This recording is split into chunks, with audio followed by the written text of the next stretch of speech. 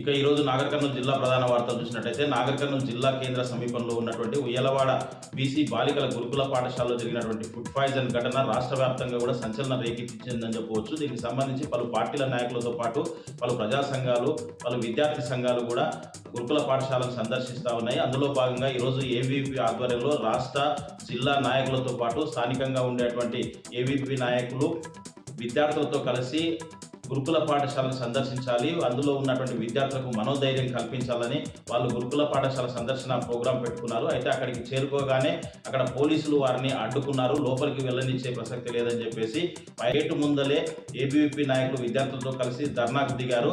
లోపలికి వెళ్తామని చెప్పినప్పటికీ ససేమిరా అంటూ పోలీసులు అక్కడ ఉన్నటువంటి ఎస్ఐ గోవర్ధన్తో పాటు తమ సిబ్బందితో కలిసి లోపలికి వెళ్లే ప్రసక్తి లేదు అని చెప్పేసి తేల్చి చెప్పడంతో కొంత పోలీసులతో ఏబీవీపీ నాయకులు వాగ్వివాదానికి దిగినటువంటి పరిస్థితి కనిపించింది. లోపల ఉన్నటువంటి పరిస్థితులను పరిశీలించాలి, విద్యార్థులకు మనోధైర్యం కల్పిస్తాం, వెళ్తామని చెప్పినప్పటికీ కూడా వెళ్ళనివ్వకూడదు. వాళ్ళు వెళ్లే ప్రయత్నం చేయడంతో ఇటు ఏబీవీపీ నాయకులకు ఎస్ఐ గోవర్ధన్ తో పాటు తమ సిబ్బందితో కొంత తోపులాట జరిగింది. ఈ తోపులాటలో ఒక ఏబీవీపీ రాష్ట్ర నాయకుడిని షర్టు చినిగిందంటూ ఇది కావాలనే ఉద్దేశపూర్వకంగానే ఎస్ఐ ఏబీవీపీ నాయకుడి షర్టు చించాడని చెప్పేసి ఎస్ఐ గోవర్ధన్తో ఏబీవీపీ నాయకులు వాగ్వివాదానికి దిగారు.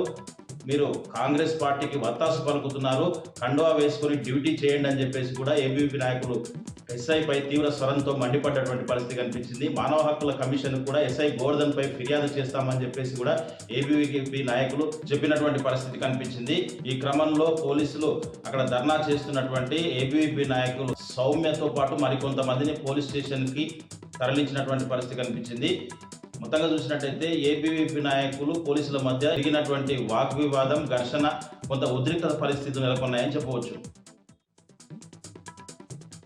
మరొక వార్త చూసినట్టయితే శ్రీశైలం ప్రాజెక్టుకు వరద ప్రవాహం కొనసాగుతూ ఉంది. ఎగువ ప్రాంతాల్లో కురుస్తున్నటువంటి భారీ వర్షాలకు శ్రీశైలం ప్రాజెక్టు గరిష్ట స్థాయికి చేరడంతో 8 గేట్లు 10 అడుగుల మేర ఎత్తి దిగువ నాగార్జున సాగర్ నీటిని విడుదల చేసినటువంటి పరిస్థితి కనిపిస్తూ ఉంది. ప్రస్తుతము ప్రాజెక్టుకు 2,54,000 ఇన్ఫ్లో వస్తుండగా అవుట్ఫ్లో 2,86,000 పైచీలకు అవుట్ఫ్లో విద్యుత్ ఉత్పత్తి ద్వారా దిగువ నాగార్జున సాగర్కు వదులుతున్నటువంటి పరిస్థితి కనిపించింది. ప్రాజెక్టు పూర్తి స్థాయి నీటి మట్టం 885 అడుగులకు గాను ప్రస్తుతం 883 అడుగులకు చేరింది. 215 టీఎంసీలకు గాను ప్రస్తుతం 203 టీఎంసీలుగా నమోదవుతా ఉంది.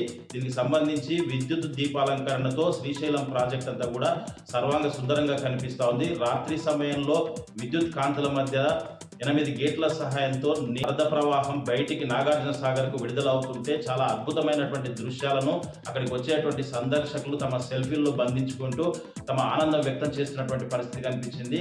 ప్రాజెక్టు గేట్లు తెరిచారన్న విషయం తెలుసుకోవడంతో పర్యాటకుల సంఖ్య కూడా భారీగా పెరిగిందని చెప్పవచ్చు.